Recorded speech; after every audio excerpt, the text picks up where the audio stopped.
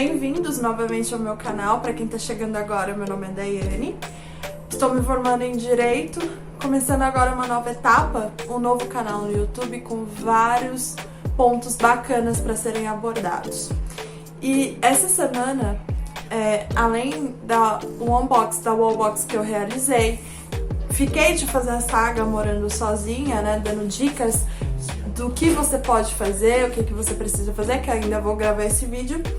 Só que essa semana foi tão intensa, tão chocante demais, né? Que não tinha como falar sobre o assunto racismo. E hoje a gente vai falar um pouquinho sobre isso. Eu vou dar 5 dicas do que é ser antirracista. Para começar a falar sobre isso, é muito importante, a gente precisa ter ideia base, né? É que quando a gente começa a falar desse assunto, que essa semana, devido à decorrência de todos os casos que vem ocorrendo, manifestação nos Estados Unidos, manifestação aqui no Brasil, ficou muito em evidência essa palavra. O que é ser antirracista? O que é racismo, né? E é importante a gente conversar sobre isso, sim. A gente tá num processo agora que a gente precisa começar a discutir sobre isso. E vamos falar mais sobre esse assunto. Nesse vídeo, eu quero dar 5 dicas base, a premissa, o primeiro passo que você precisa ter para combater o racismo. E é importante os debates, né? Hoje em dia, a gente precisa muito debater sobre esses assuntos, conversar, e tudo isso tá acontecendo muito forte agora. Tanto é que algumas emissoras começaram a fazer isso, né, debater. Tanto é que a Globo teve essa experiência essa semana, né, colocaram bastante jornalistas negros e negras que puderam conversar e expor o seu ponto de vista, que nunca tinha acontecido antes. Então a gente tá no processo de revolução. Vamos à dica? Dica número 1 para ser antirracista: enxergue a negritude. Claro, gente, antes de começar a falar, é importante deixar claro que existem vários entendimentos. É um debate muito bacana. A gente tem autores super famosos que falam sobre isso, como a Djamila Ribeiro, o Silvio de Almeida, que deu uma entrevista recentemente, professor querido, no qual eu tive a honra de ter aula. Isso é muito importante, eles são referências para iniciar. Claro que temos outros autores, mas é o começo. Tanto é que ela até divulgou o livro, né? Um pequeno manual antirracista, que eu vou deixar depois embaixo na descrição os nomes dos livros, caso você queira começar a ler e entender mais sobre o assunto. Enxergue a negritude. Quando a gente fala sobre enxergar a negritude, para você, pessoa branca, que tá começando a querer se interessar por isso, porque até então nunca parou para pensar, no sentido de que você consegue enxergar as diferenças, consegue enxergar que existem bastante negros e negras, consegue enxergar que existem nos espaços que você frequenta, tem uma quantidade considerável de negros e negras numa posição de poder, ou não.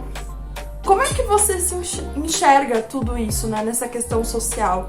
Começa essa reflexão. Então precisa enxergar a negritude, precisa enxergar os problemas que decorreram, né, no meio da negritude. Os problemas que nos impedem de alcançar. Então, tendo em vista isso, o primeiro passo é você observar. É muito comum, infelizmente, em espaços de elite, você frequentar um hotel, ver, em regra, copeira negra, e dificilmente você vê uma pessoa negra. Nos dias de hoje, você vê uma pessoa negra frequentando lugares, espaços, né, de elite, como uma pessoa que faz parte da elite. Então, isso não ocorre. É muito mais fácil você ver um indivíduo negro como segurança, como copeira ou recepcionista. Dificilmente você vai encontrar alguém que esteja pagando para ter aquele benefício. Então, quando a gente fala da reflexão, se enxergar a negritude é nesse primeiro momento e usar frases do tipo, eu não vejo cor, tá errado. É um momento agora que a gente precisa entender que sim, existe cores, né? E isso reflete muito na questão social. Isso é muito importante a gente ter esse primeiro passo.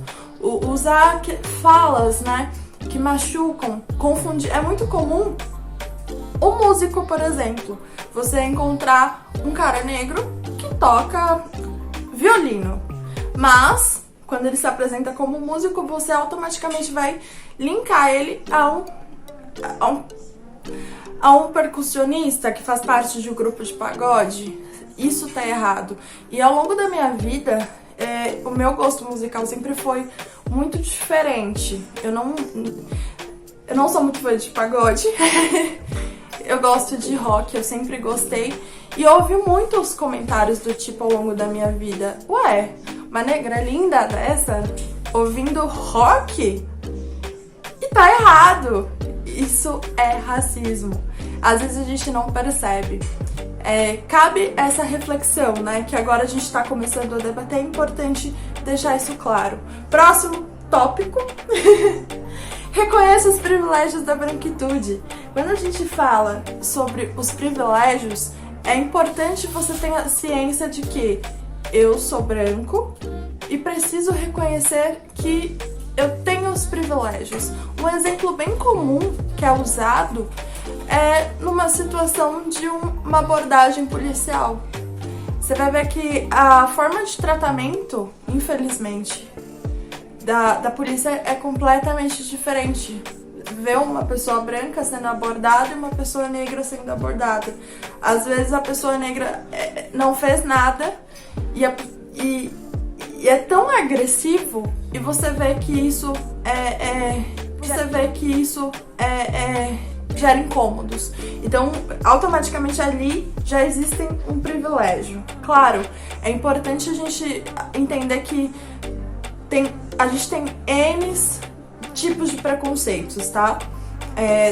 A questão da homofobia, né? Transfobia, entre outros. Só que ainda assim, nesse caso em específico, o que a gente está debatendo em todo o país, em todo o mundo, é especificamente o racismo de pessoas negras que sofrem. Então, nesse momento, a gente precisa dar voz a essas pessoas negras. É muito importante. Esse é o primeiro passo para ser antirracista. Segundo passo para ser antirracista. Outro ponto que eu acho importante a gente começar a refletir, a debater. Perceba o racismo de forma internalizada. Mas o que seria perceber o racismo de forma internalizada? Quando a gente é criança, quando a gente cresce, a gente passa a vivenciar, se torna tão estrutural, né, que são coisas tão sutis que a gente não percebe. Um exemplo muito comum que a gente usa, que as pessoas, a sociedade usa para falar, é confundir os crimes, né, de calúnia, difamação. Por muito tempo, a gente escutou a palavra denegrir. Então, confunde muito, né? Denegrir. Você está denegrindo a minha imagem, que na verdade significa difamando, que a pessoa quer falar difamar, mas como vem desse conceito cultural, acaba falando denegrindo. E o que acontece? A palavra denegrir, ela é racista, porque ela tá querendo dizer que quanto mais escuro não pega bem, entende? E cortem já essa palavra do vocabulário de vocês. Denegrir não existe, tá? O termo correto é difamação. Primeiro ponto.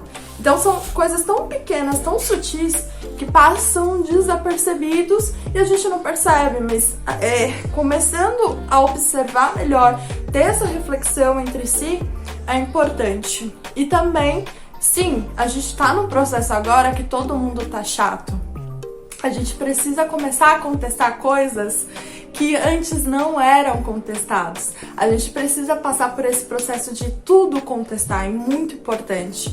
É necessário, porque para que haja igualdade, né, a tão sonhada igualdade de direitos entre homens e mulheres, pessoas brancas, negras, LGBTQ+, que todo mundo tá buscando, é importante a gente ter esses processos de reflexões para alcançar esse objetivo tão utópico, né, que é a igualdade, incluindo a questão do ambiente profissional, né, que é muito comum, infelizmente, casos de racismo, que a gente nem percebe, mas é importante ter esse processo de reflexão. Isso deixo pauta aí para outro vídeo, quem tiver interesse em saber sobre a questão do racismo dentro do ambiente de trabalho, no mercado de trabalho, que é direito antidiscriminatório, é muito importante. E a gente precisa discutir sobre isso sim, que é importante todos os dias. Importante, importante, importante. Repetindo essa palavra várias e várias vezes, né? O próximo tópico que eu queria falar com vocês, não ignore a fala de uma pessoa negra. Quando a gente fala não ignorar a fala de uma pessoa negra, a gente tá querendo dizer de não diminuir aquela dor, respeitar. É que é muito comum, isso tá muito vinculado à questão de perceber o racismo internalizado. É muito comum a pessoa negra chegar e, no meio de um debate, querer conversar com uma pessoa branca, falar sobre as suas dores, às vezes fazendo leves correções sobre termos, né? E a pessoa branca querer tirar a legitimidade daquela dor. Então, não há o respeito, sabe? Muitas vezes você falar, um exemplo, o segurança está me seguindo, mas se você tiver você percebe essas questões, você vai começar a entender que existe uma dor, um medo ali, entende? Então, a gente precisa começar a ouvir a dor do outro e não querer competir, contestar, falar, e sim respeitar e refletir sobre isso. Um dos pontos, todo mundo tem direito a lugar de fala, todo mundo tem, que é uma dúvida gigantesca, né? O que seria o lugar de fala? Quem tem direito ao lugar de fala? Todo mundo tem o direito de lugar de fala. Não ignore a fala da pessoa. Às vezes ela tem muito a dizer e é importante a gente compreender e respeitar esse lugar de fala. Debates são bem-vindos, é importante, todo mundo tem o lugar de fala, mas quando a gente fala sobre isso, é uma questão de do pertencimento. E a pessoa negra pertence àquele lugar, então precisa respeitar a vivência dela, respeitar o que ela tem a dizer, porque ela viveu aquilo, ela é a vítima. E outro ponto muito bacana que eu queria abordar também, próximo tópico, incentive as pessoas serem antirracistas. Quando a gente fala isso comece a pessoa branca, ela não, quando a gente fala, de novo, a gente volta para a questão do lugar de fala. A gente fala desse lugar, mas isso não impede dela propagar essa palavra, de levar para outras pessoas, porque tem muita gente da sua família que e se você tem conhecimento, por que você não pode passar esse conhecimento para outras pessoas? Isso é muito importante, você está aprendendo com as pessoas negras, então passa essa palavra adiante. Um dos pontos que a gente está levando muito em consideração essa semana, que me deixou bem angustiada, foi a questão que todo mundo resolveu postar a tela preta, né? Em prol à luta. Ótimo, bacana. Só que o que fica de questionamento, a minha reflexão no futuro você vai aplicar na prática essa campanha que você postou no Facebook? Fica essa reflexão. É importante ter essa reflexão. Você precisa ter primeiro essa consciência. Vai praticar? Como é que você vai começar a praticar? Bom, a gente começa a praticar em casa, com a família, com os amigos, quem tiver filhos. Começa praticando com os filhos, mostrando referências de desenhos, filmes, mas coisas saudáveis, que não tenha referências bacanas, né? De advogados, médicos, como a Thelma, doutora Thelma, doutor Silvio de Almeida, doutores. Então, são referências. E isso é muito importante, mostrar que todos nós podemos chegar lá. Vai ser longo, o processo é longo, mas podemos. Isso é muito importante. Então, acho que o passo mais importante de todos é esse. Quando você tiver conhecimento da causa, entender a dor do outro, respeitar, comece a praticar. Porque aí sim vamos começar a ter efetividade. Mas sem roubar o lugar de fala, que todos têm lugar de fala.